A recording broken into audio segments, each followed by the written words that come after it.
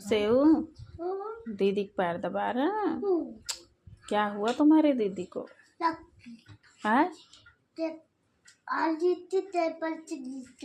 Table से गिर गई दीदी। हाँ दीदी, कैसे लगी है दीदी? टेबल के ऊपर गिर गया। टेबल गिर गया?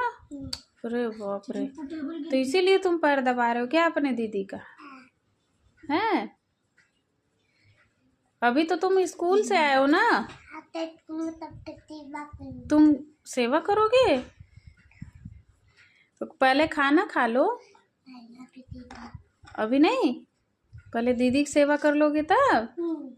अच्छा ठीक है। पहले ये दोनों दीदियों का भाई बहुत प्यार है, बहुत सेवा करते हैं एक दूसरे की।